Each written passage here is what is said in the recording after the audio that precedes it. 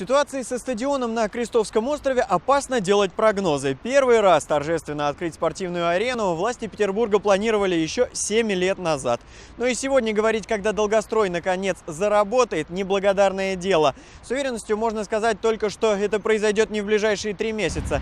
Контракт на дополнительные работы с строителями уже заключили официально.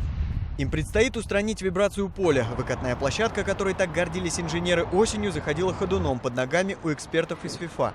Кроме того, пока не готовы системы безопасности и контроля доступа. На стадионе предусмотрены роботы пожарные и камеры, которые в теории должны узнавать постоянных посетителей, в первую очередь радикальных фанатов.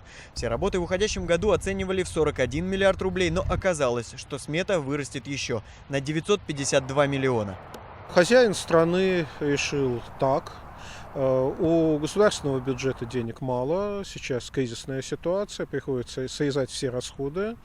Олигархов тоже напрягают на всякие нужды другие. Я думаю, он решил, что город у нас богатый, может потратить, тем более, что контролировали строительство из рук вон плохо. Юридически стройку не продлили, по бумагам начали новую, но с прежним подрядчиком. Нам получить его комментарий оперативно не удалось. Вероятно, стадион не передали будущим владельцам. Учитывая их предыдущие претензии, футбольный клуб «Зенит» осенью указал почти 2000 замечаний. Устранять их будут за счет социальных статей бюджета. Острее всего это могут почувствовать жители новых районов. Вот ко мне на встрече подходила женщина, многодетная мать.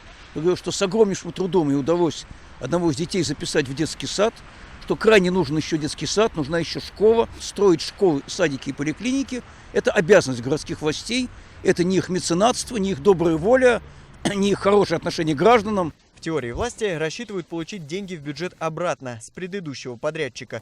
Спор сторон будут разбирать в суде. Надо, чтобы были наказаны те, кто занимался масштабным воровством. Ведь огромнейшее воровство, примерно 7 миллиардов рублей, вскрытое из счетной палаты еще в 2013 году, осталось безнаказанным. Напомним, это не единственное дело, которое сейчас рассматривает суд по мотивам стройки на Крестовском острове. В СИЗО уже сидит бывший профильный вице-губернатор Марат Оганесян. Его подозревают в присвоении 50 миллионов рублей. Юрий Баранюк, Александр Глебов. Настоящее время. Санкт-Петербург.